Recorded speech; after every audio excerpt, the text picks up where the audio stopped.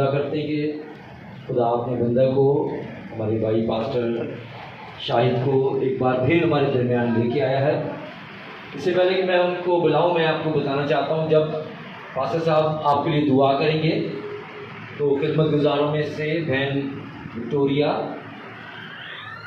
खुदा उनके हजूर में ख़वातीन के पीछे जो है, और बहन अनीला वो भी खुदा उनकी पाक हजूरी में यहाँ होंगी, और भाइयों में से भाई अमर और भाई सादिक दयाल अगर यहाँ मौजूद हैं तो वो भी होंगे।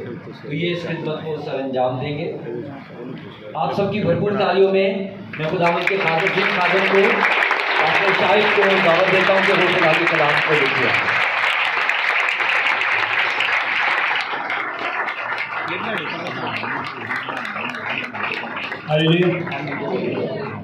इससे ज़्यादा खुदा के कलाम के लिए तालियां नहीं थी, इससे ज़्यादा।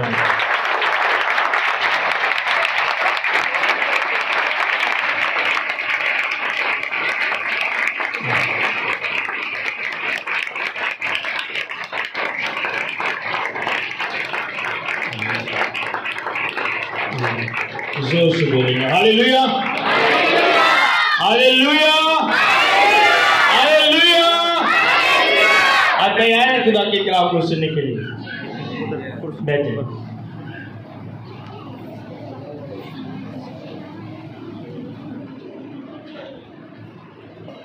खुदा के अजीम नाम में आप सबकी खिदमत में सलाम कहता हूँ। कितने लोग थे जो पहले जब हमने यहाँ पे इबादत की वो आए थे? काफ़ी नए लोग आए। और कितने लोगों की ज़िंदगी में खुदा ने काम किया? तो 3 से 4 गवाहियाँ बस लेंगे जो उस मीटिंग में थे और हील हुए थे। 4 गवाहियाँ जस्ट लेंगे जल्दी जल्दी। जो हील हुए थे 4 लोग जल्दी जल्दी माइक एक हो गई। मैं क्या जेडे हील होए जेडे ठीक होए उस मीटिंग की जी होगी 4 लोग सिर्फ जल्दी जल्दी गया गवाहियों में खुला। मैं इंग्लिश तो नहीं बोल रहा केड़े केड़े ठीक हुए सर उस मीटिंग तो ही तो कह रहे हैं कि अब गवाही दो 4 लोग से। अच्छा हमारे लोग शर्माते बड़े हैं अच्छे काम में, गाला करने लगे नहीं कभी शर्म आई, स्टेज से होने लगे बड़ी शर्म आई, फिर चुगली करने लगे नहीं कभी शर्म आई, पर स्टेज से हो लगे पार्टियां की बुराई करने लगे नहीं शर्म आई, स्टेज से हो लगे। क्या खुशी के साथ आया करो जब आपको स्टेज पर बुलाया जाए। माइक दीजिएगा एक साथ उस भाई जल्दी जरा टाइम को बोलते रहे जी। में आप सबको सलाम। मैं जब पिछली दफ़ा पास्टर आए थे तो पास्टर माइक थोड़ा नज़दीक है। पता है कि मेरे कमर में और टांगों में पूरे दर्द होती, पूरी पीछे कमर में सारे पाँव तक दर्द जाती थी। पास्टर को पता है, पास्टर जी मतलब दुआ करते थे, कभी बोलते थे, कभी खुद घर जाते थे कि क्यों नहीं बहन आई, तो उन्हें बताना कि वो ना उनके तबीयत नहीं सही थी, भाई ने उसी वक्त चले जाना मेरे लिए दुआ करके आने। और जिस दिन पास्टर जी आए हैं तो पास्टर ने ना कहा कि एक बहन है उसके ना उठने और बैठने से, वाकई मुझे उठने और बैठने से बहुत ज़्यादा तकलीफ़ होती थी, मैं ज़्यादा देर खड़ी नहीं हो सकती थी। और मैं कभी भी जब से मैं चर्च शुरू किया मैं कभी भी कुर्सी पे नहीं बैठी। और मैं आके तो भाई ने बोला आप कुर्सी पे बैठ जाया करें, कुर्सी पे बैठना। और मुझे इतनी तकलीफ़ होनी, जिस दिन मैंने चर्च आना दूसरे द्वार मैंने चर्च नहीं आना क्योंकि मेरी टांगों में दर्द होती थी। और जब पास्टर जी ने दुआ की और भाई ने पास्टर ने कहा कि कोई बहन है उसके उठने बैठने से तकलीफ़ है, तो मैं खड़ी होगी, मैं वो सबसे पीछे वो पिलर के पास थी, हाथ मेरे ऐसे थे और आंखें मेरी बंद थी, मैं ऐसे ही चलती आई इस जगह पे खड़ी होगी। इतनी देर मैं आ रही थी और एक बहन आगे आ गई, तो भाई ने कहा कि बहन आप थी, मैं वहाँ की वहीं खड़ी रह गई। मैंने बोला बस बहन आ गई है, बस मुझे कोई ज़रूरत नहीं करती, खुदा मुझे इधर ही शिफा दे देगा। और पास्टर जी यहाँ से गए हैं इस तरफ से सबको मसा किया है, साइड से ऐसे आए और सबको मसा करके फिर इधर आ गई, मैं वहाँ की वहीं खड़ी रही। शुक्र है खुदा का, उस दिन से ना मेरी टांगों में दर्द, ना मेरे घुटनों में, ना मेरी कमर में।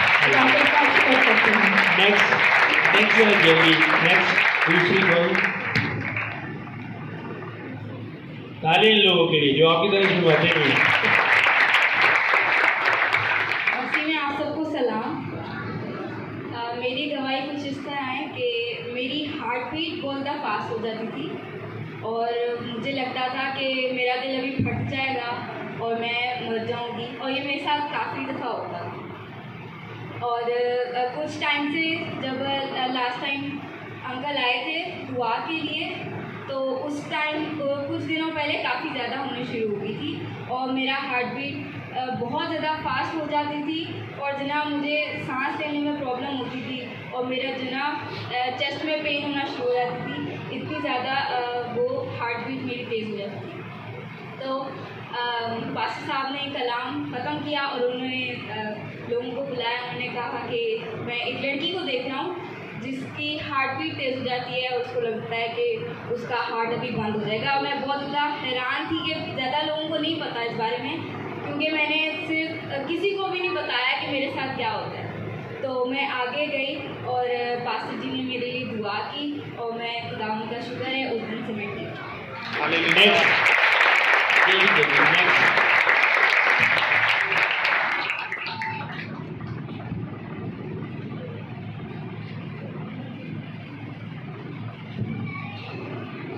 इसके बाद एक गवाही उस पर दाखिल कलाम मसीह में आप सबको सलाम।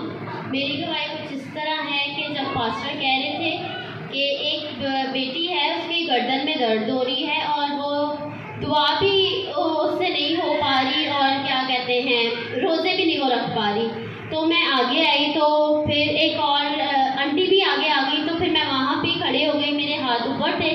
तो उसके बाद पास्टर जी ने दुआ की, तो खुदा का शुक्र है उस दिन से मैं दुआ भी कर रही हूँ और क्या कहते हैं मेरी गर्दन में भी दर्द नहीं है। रोज़े नहीं रखते जी।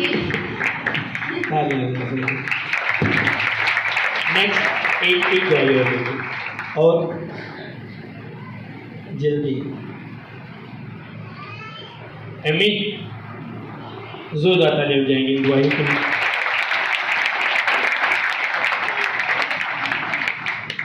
बिल्कुल थोड़ी देर के लिए अपनी आंखें बंद करके थोड़ी देर के लिए खुदा से कहें कि मैं तैयार हूँ तेरे कलाम को रिसीव करने के लिए, तेरे कलाम को सुनने के लिए।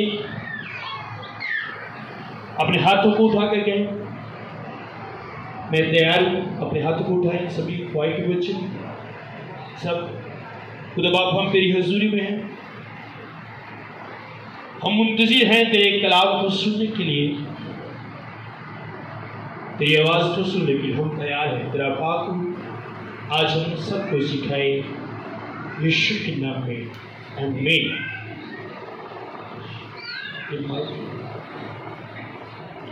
हालेलुया। आज जो बात खुदा ने मेरे सामने रखी गौर से सुनिएगा। खुदा ने मुझे बोलकर कहा कि मैं आपसे ये कलाम शेयर करूं आज। बहुत से लोग ऐसे हैं जो चर्च बदलते हैं, पास्टर बदलते हैं, इसलिए कि वो समझते हैं कि शायद हम किसी और पास्टर से, अपने पास्टर को छोड़ के किसी और पास्टर से प्रे करवाएंगे तो हम हील होंगे। बात पास्टर बदलने की नहीं, खुद को बदलने की है। आप और पास्टर के पास जाओगे, उसका खुदा भी वही है जिसे आप छोड़ कर गए, उसका खुदा भी वही है। लेकिन प्रॉब्लम क्या है आज कलीसिया में, जब कोई बंदा हील नहीं होता, प्रे करने के बाद प्रे करता है या करवाता है, उसका रिस्पॉन्स नहीं मिलता, जवाब नहीं मिलता, तो कभी किसी ने कोशिश नहीं की कि वो अपने कैरेक्टर को देखे, अपने और खुदा के रिलेशन को देखे।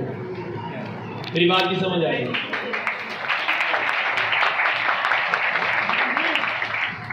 कभी नहीं सोचा कि मैं अपने आप को देखूं। मैं 16 साल से खुदा के साथ चल रहा हूं। अब तो ऐसा होता ही नहीं। जब शुरू में ऐसा होता था, प्रे की, जवाब नहीं आया, चेक करो अपने आप को, कहां पे प्रॉब्लम है, क्या रीजन है। गुजरनवाला में मैं फ्राइडे की एक मीटिंग करता हूं।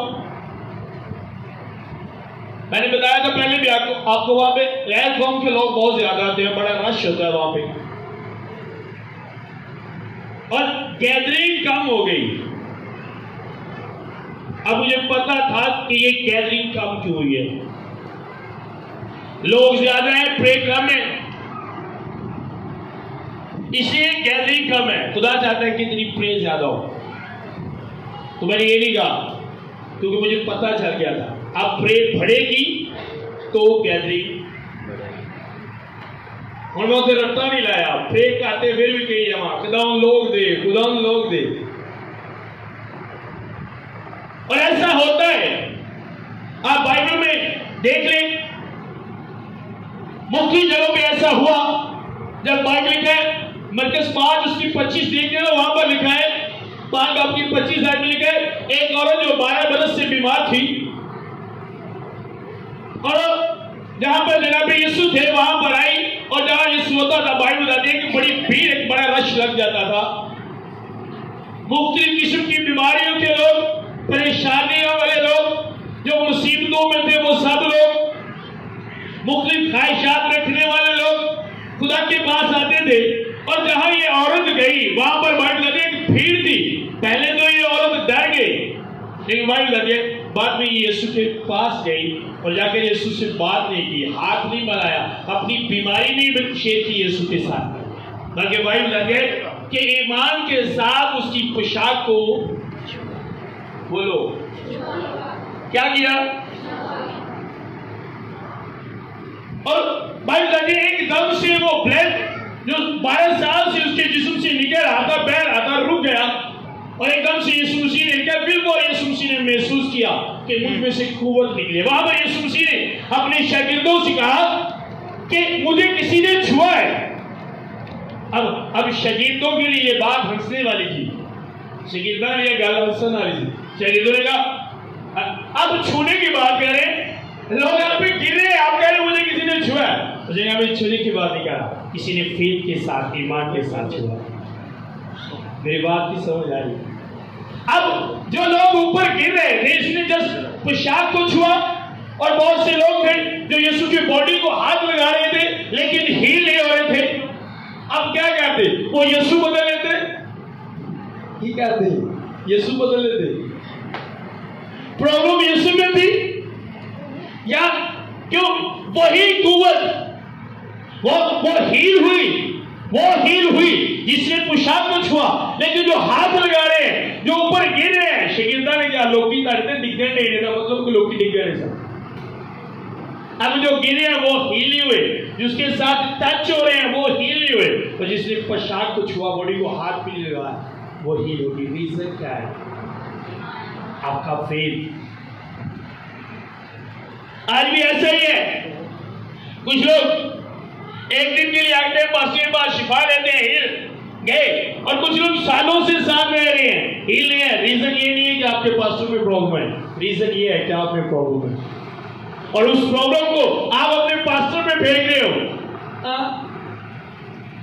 ठीक नहीं, इतनी साल तो पार्टी साहब देना अंजी रही, उसे अंजी रहना, क्योंकि आपका अंदर ठीक नहीं है। समझ आ रही है मेरी बात की? मैंने कहा मेरी बात की समझ आ रही है। तो हला के जवाब नहीं देना, मैं भी तो सारा काम तो हला के सुना गूंगे तो स्कूल ही बोल के जवाब देना। समझ आ रही है मेरी बात को? आए खुदा की कलाम की तरफ बढ़े। जितनों के पास बाइबल है वो खोले, मुकद्दस लूका की बात से लिखी गई इंजील 18-35 आयत खुदा की कलाम मुकद्दस में से देखेंगे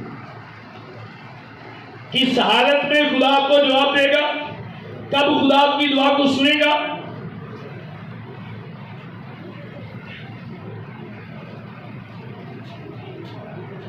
हम दूसरों को बदलने के लिए समझते हैं हमारे पास बड़ी अकल है, बड़ी हिकमत है, लेकिन वही अकल, वही हिकमत कभी हमने अपने ऊपर यूज नहीं किया, अपने लिए इस्तेमाल नहीं किया। जी गौर से सुनिएगा, मैं रिपीट कर रहा हूं कि खुदा ने मुझे बोल कर कहा कि मैं आप लोगों से आज ये कलाम शेयर करूं। थोड़ा जोर लग रहा है, थोड़ा इसकी आवाज को जोर लग रहा है। अच्छा इसकी सेटिंग करें, थोड़ा जोर लग रहा है। 35 आयत 18-35 आयत सबने निकाले जिनके पास बाइबल है। जिन्हों को फोन च बाइबल चर्च च देते तो फोन वाली बाइबल तो ना रहा करो, बाइबल लैके आया करो। साढ़े पादियों को भी फोन च बाइबल है नहीं, पर असं फोन वाली बाइबल तो नहीं देते। चर्च के आपके पास आपके हाथ में बाइबल होनी चाहिए, आपका फख्र है।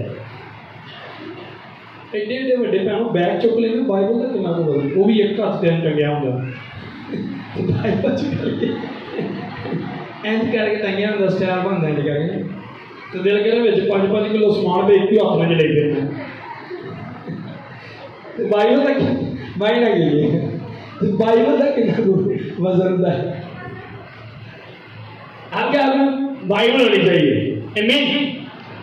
जी 35 आयत देखेंगे। जब वो चलते चलते यरूशलेम के नजदीक पहुंचा तो ऐसा हुआ कि एक अंधा राह के किनारे बैठा हुआ भीख मांग रहा था। वो भीड़ के जाने की आवाज सुनकर यीशु से भीड़ के जाने की आवाज सुनकर पूछने लगा कि ये क्या हो रहा है। उन्होंने उसे खबर दी कि यीशु नासरी जा रहा है। उसने चला कर कहा, ऐ यीशु इब्ने दाऊद मुझ पर रहम कर। जो आगे जाते थे वो उसको डांटने लगे कि चुप रहे, मगर वो और भी चलाया कि ऐ इब्ने दाऊद मुझ पर रहम कर। यीशु ने खड़े होकर हुक्म दिया कि इसको मेरे पास लाओ। जब वो नजदीक आया तो उसने उससे ये पूछा, तू क्या चाहता है? सबके आमीन।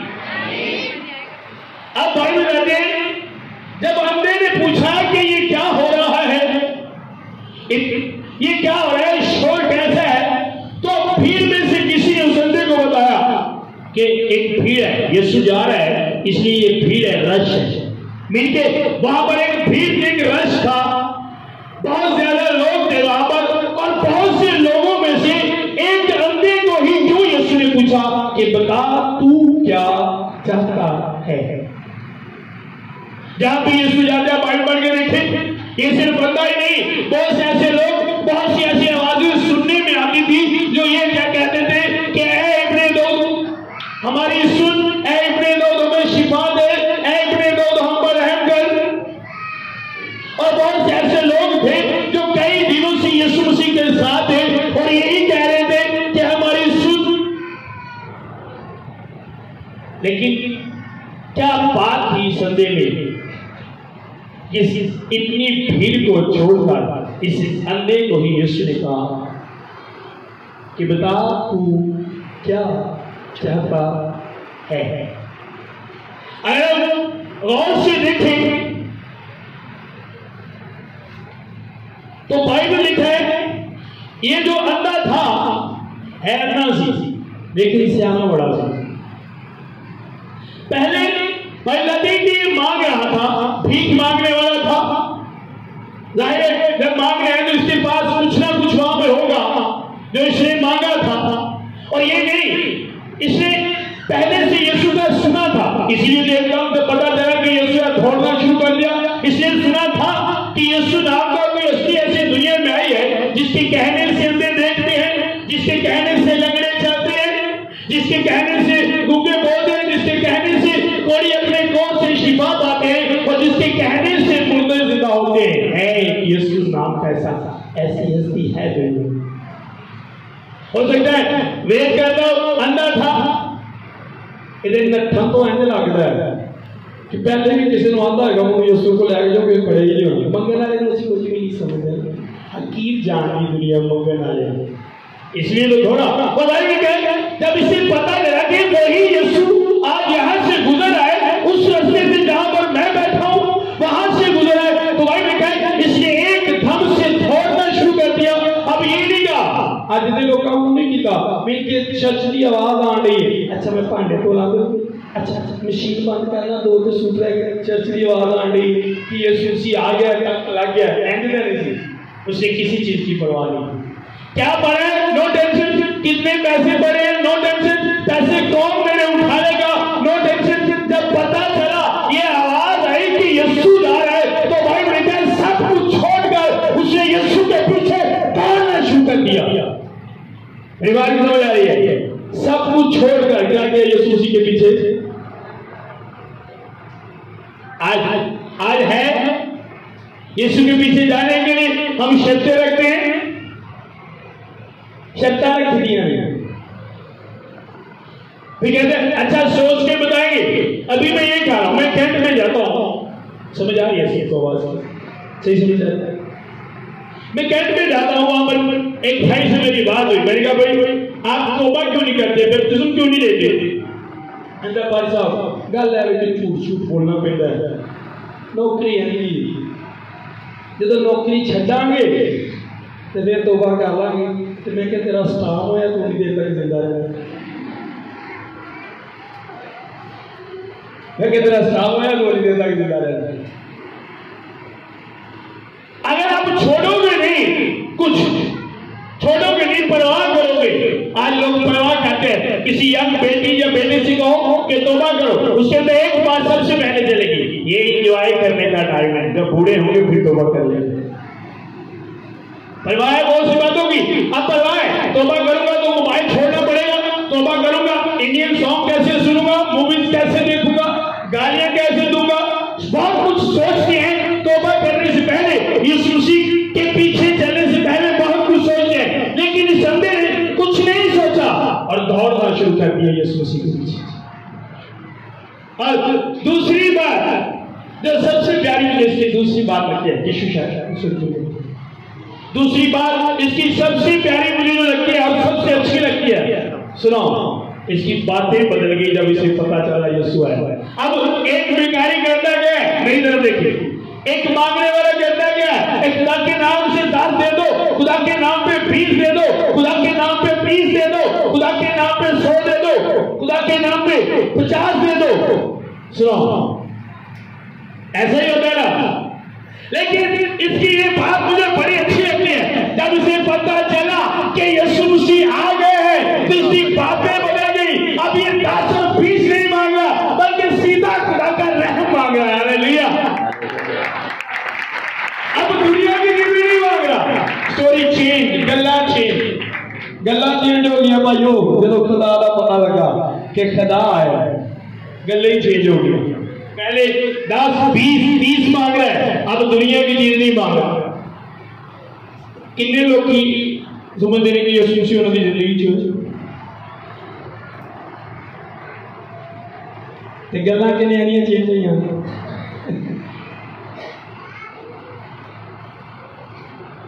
मैं अक्सर अपने स्पेशल बच्चों को कहना, जेड़ा कहना मैं बहुत अच्छा, 2 दिनों के घर हो तो पता लग जाएगा कितना अच्छा।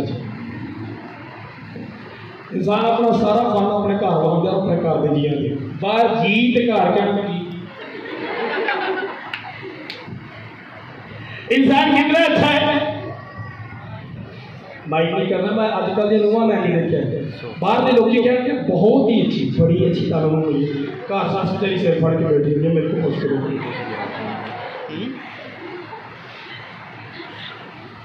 ये फेक है, फेक लाइफ से खुदा नफरत करता है। मेरी बात नहीं समझ आ रही है?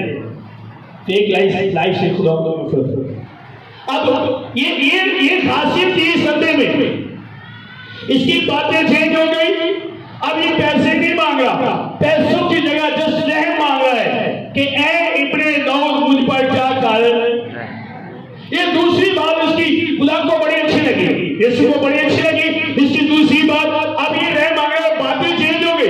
एक मंगन वाले नहीं, ज्यादा गैदरिंग, बड़ी दिहाड़ी सो सकता आज ही बड़ी दिहाड़ी लगनी, इतना राज जी मैं नाच ना पीछे।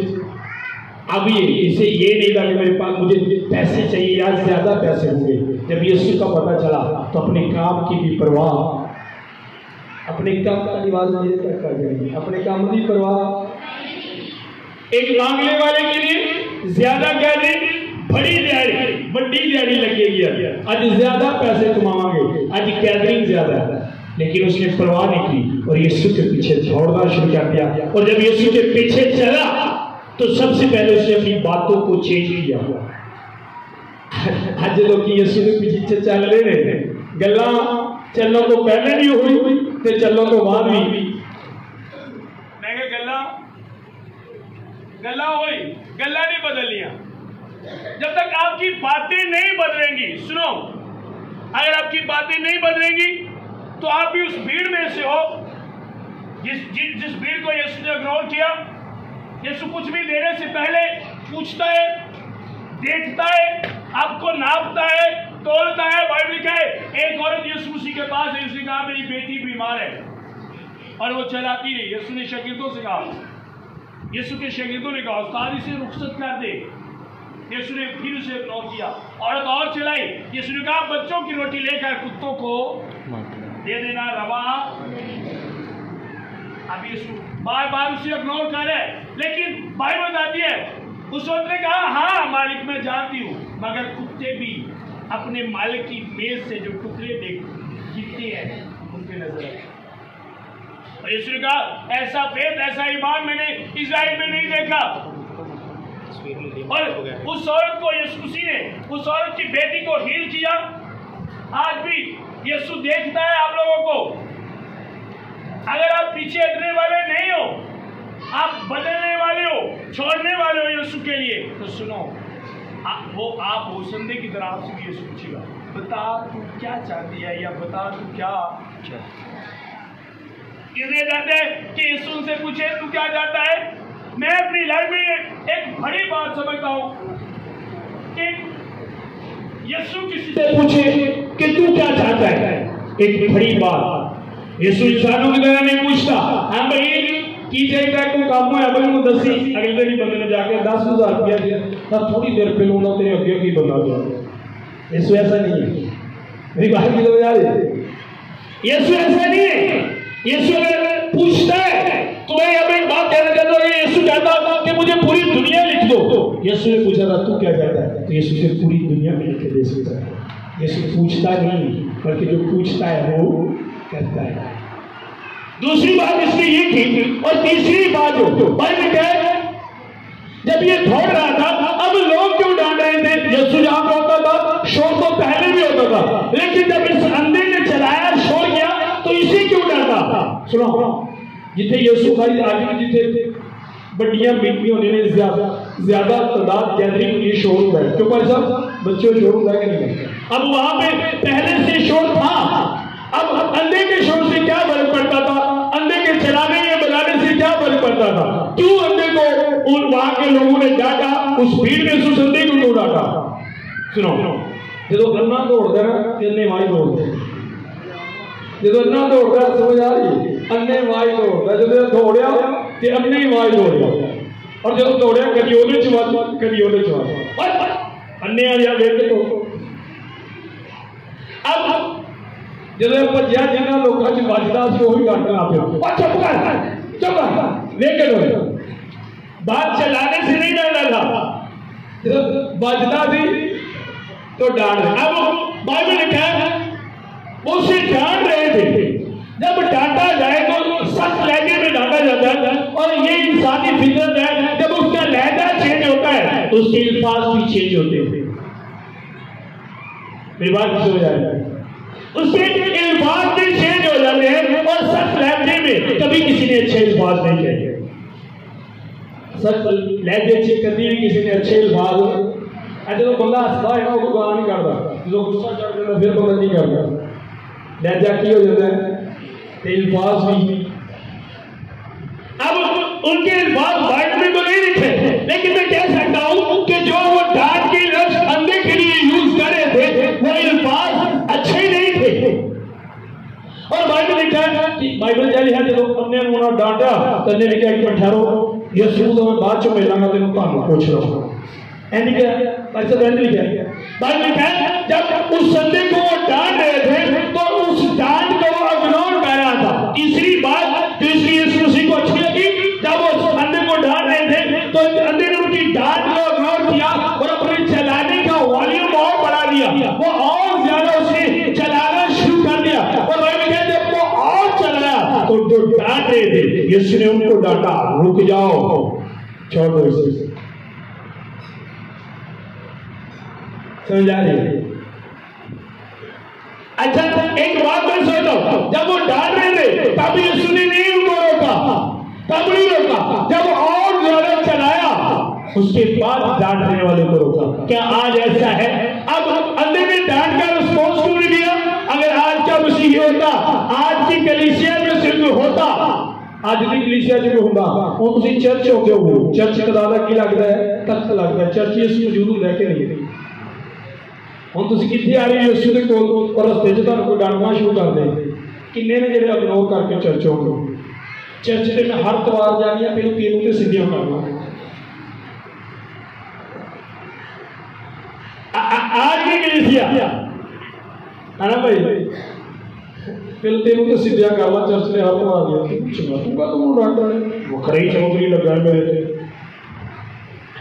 अब अंधे ने ऐसा कुछ नहीं किया कुछ नहीं उसे पता था कि यीशु जा रहा है अगर जो मुझे डांट रहे हैं मैंने इनसे लड़ना शुरू कर दिया तो यीशु आगे निकल जाएगा हालेलुया रेलवे रखो अगर आप दुनिया के लोगों के साथ उलझ गए लड़ना शुरू कर दिया लोगों के साथ लड़ना शुरू कर दिया तो यीशु आपकी लाइफ से आगे निकल जाएगा वो अंदर था लेकिन सेंस रखा उसे पता था कि अगर मैं इनसे लड़ना शुरू कर दूंगा तो यीशु मेरी बात कभी नहीं सुनेगा वो आगे निकल जाएगा और आज मौका है कि मुझसे पास आऊं और जो मुझे चाहिए मैं उससे लूं मैं आपको बताना चाहता हूं सुनो मेरी बहनों और भाइयों आज आपके पास भी मौका है खुदा ने आपको जिंदगी दी है जिंदगी चली गई तो दोबारा आपको मौका नहीं मिलेगा इस जिंदगी में आप फायदा उठाएं कोई क्या कह रहा है इग्नोर करे और दौड़ते रहे यीशु के पीछे उसने डांट के बाद अपना वॉल्यूम बढ़ा दिया यीशु को पुकारने का आज मसीह ऐसी नहीं है डांट खाने के बाद अच्छा जी चर्च नहीं आए टेंशन बड़ी सी दुआ भी नहीं आई बिला वजह टेंशन बड़ी सी साडा वॉल्यूम बंद हो जाता है डांट खाने के बाद जिस वक्त यीशु सब पूछता नहीं पर इस अन्ने का वॉल्यूम डांट खाने के बाद ये लोग क्या है पिछले फ्राइडे हमारी वहां में मीटिंग चल रही थी और मीटिंग के दौरान गैर कौम के लोग आ गए कि फ्राइडे की बात उन्होंने कहा भाई आप सिस्टम बंद करें मैंने कहा ये सिस्टम बंद नहीं होगा वहां पे थोड़ा शोर हुआ हम आगे हम अपनी इबादत शुरू कर रहे थे कंटिन्यू हमारी इबादत चल रही थी इबादत के बाद एक पास्टर वहां का पास्टर है कल पास्टर वो पास्टर मालिक के एक घर में आ गया उनको साथ लिया इकट्ठा करके मुझे बुलाया मैसेज भेजा कि हमारी बात सुनने उनके पास गया उन्होंने कहा देखो हम मजहबी लेवल पे आपके साथ नहीं है अगर आप बंद नहीं करोगे तो हम उनके साथ हैं मैंने कोई रिस्पॉन्स नहीं दिया मैं खामोश रहा और जब मैं घर आया मैं अपनी प्रेयर उदास पहले 5 घंटे प्रे करता हूँ मैं 6 घंटे का मैं क्या वॉल्यूम बढ़ेगा आप अपना वॉल्यूम बढ़ाए अगर आप पहले 1 घंटा प्रे करते हैं कोई आपको तंग करता है 2 घंटे करते हैं फिर तंग करता है 3 घंटे करते फिर तंग करता है 4 घंटे करते और फिर ये डांटने वाले कहेगा चुप रहे तू यीशु से चुप कराएगा होता है ऐसा कहते हो ऐसा मैंने कहा ऐसा कहते हैं नहीं कहते और ख्वाहिश ये रखते हैं कि यीशु भी हमसे पूछे यीशु पूछेगा तू करता की है प्रेम पूछेगा तू की इन्हें कहते हैं यीशु से पूछे किया कभी ऐसा जो गाली दे उसे इग्नोर करो जो आपके आप जो करे उसे इग्नोर करो जो आपको तकलीफ दे उसे इग्नोर करो ये सोचकर अगर मैं इसके साथ खड़ा हो गया जो ये कर रहे हैं अगर मैं भी वो करना शुरू हो गया तो यीशु मेरी जिंदगी से निकल जाएगा बहुत आगे और फिर मुझे ज्यादा दौड़ना पड़ेगा मुझे और बाइबल में कहे बदी की उस बदी न कर और ये अल्लाह उस बात को समझता था उन्होंने उसे डांटा बदी की लेकिन इसकी इवज उन्होंने बदी नहीं की बल्कि अपने वॉल्यूम को क्या किया बढ़ाया तो क्या बदी की इवज बदी न कर बल्कि नेकी के जरिए बदी पर क्या कर अगर आज आप अपने दुश्मनों पर गाड़ी बांधना चाहते हैं तो उसके लिए आपको गाड़ी बांधने के लिए नेकी दी गई है बदी नहीं मैं अक्सर एक बात कहता हूं अगर आप आग से आग बुझाओगे तो कितनी देर से बुझेगी आग ना आगे कितनी देर से बुझेगी हवा आना हवा कितनी देर से रुकेगी पानी के नाल पानी बंद कर सकते हो जे कोई पानी ना पानी बंद करे तो तुसी की समझोगे की है उच्ची जरूरत की है बेटा पागल कुड़ी ने सही जवाब तो की है ते जरा लड़ाई दे नाल लड़ाई खत्म करने की कोशिश करता है वो भी की है जोर से दसो वो भी की है जरा गाल दे बदले गाल काटदा वो भी की है जरा गुस्से दे बदले गुस्सा करदा वो भी की है कभी लड़ाई करने से अच्छी गल आई है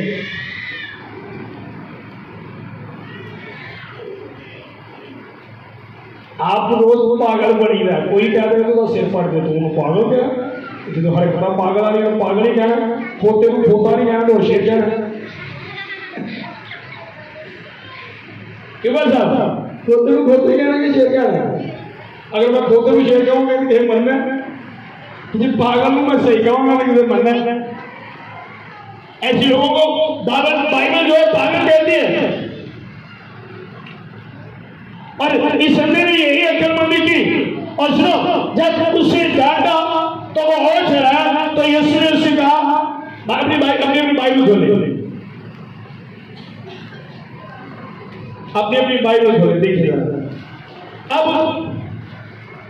कितने लोग यीशु के नजदीक जाना चाहते हैं सुने क्यों एक बात नहीं थी अंदर एक बात नहीं थी आज बहुत से लोग यीशु से बहुत दूर है वो समझते हैं नजदीक है लेकिन जो डांट रहे थे यीशु ने खड़े होकर हुक्म दिया कि इसको मेरे पास लाओ अब जो डांट रहे थे अंधा चुप रहा यीशु ने उनकी ड्यूटी लगा दी उन्होंने ड्यूटी लाई चलो भाई तुम मेरे को लेके आओ सुनो अगर तुसी अपने डांटने वाले लोग इग्नोर करोगे तो तुम अगली मंजिल से पहुंचाने वाले भी होंगे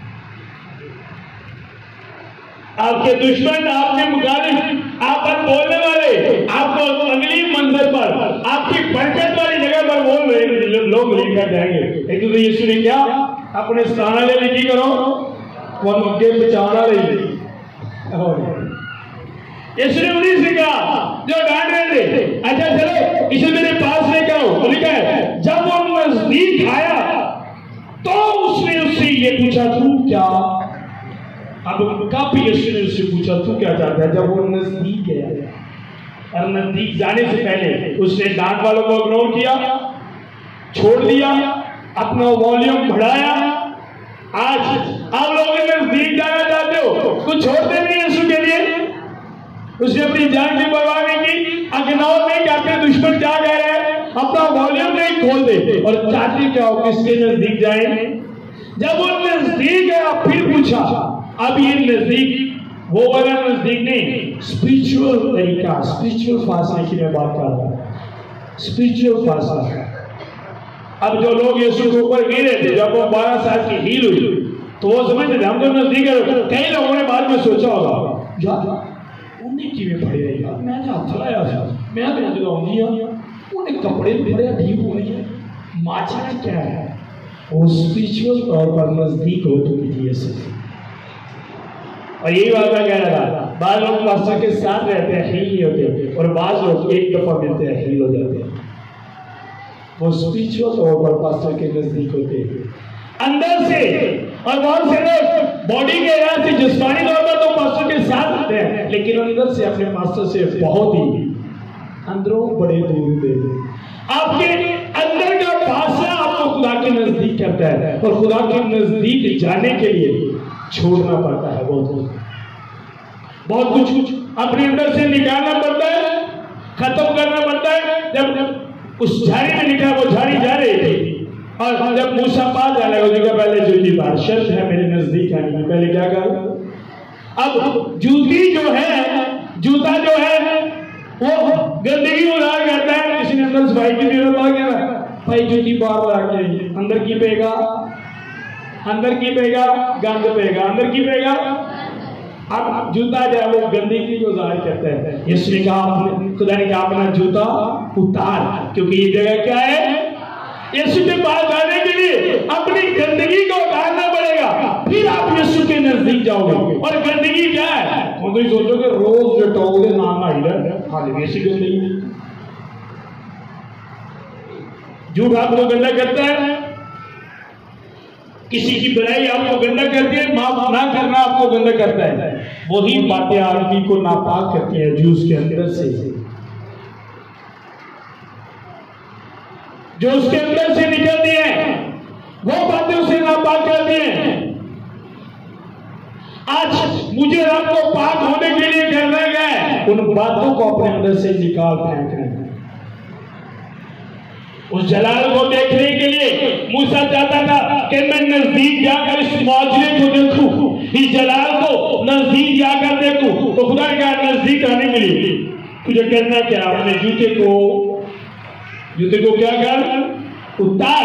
आज कितने खुदा का जलाल फेस टू फेस देखना चाहते हैं, तो फिर करना क्या है? अपनी गंदगी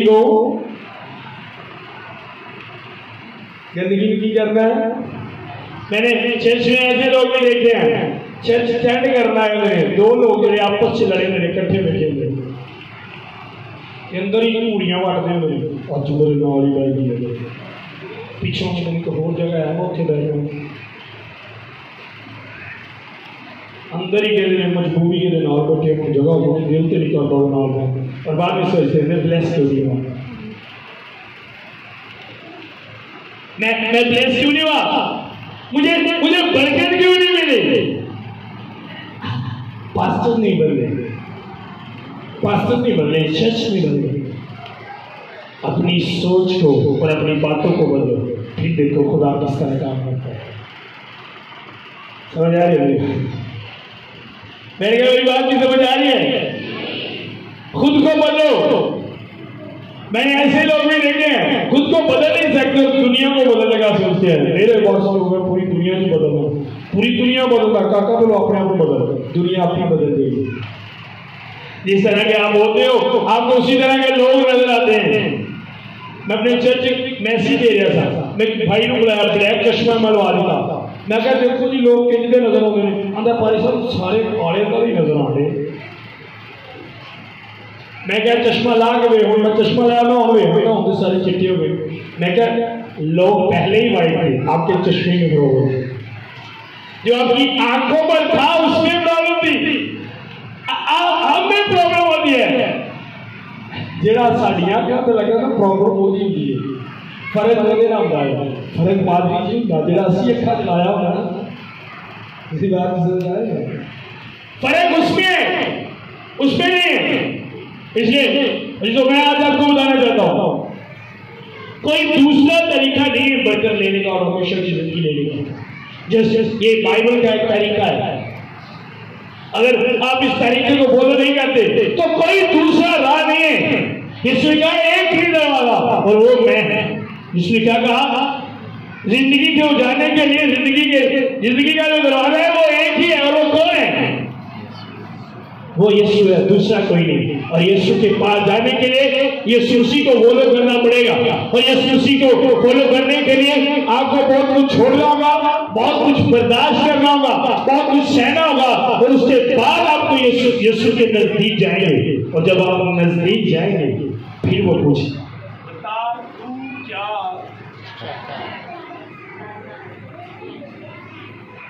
किधर जाते लोग सदाम से पूछे तू क्या चाहता है, किधर जाते, फिर क्या करना है, किसके नजदीक? और नजदीक जाने के लिए क्या करना है? वाली वाली गल याद है, डांट को इग्नोर करना नहीं है,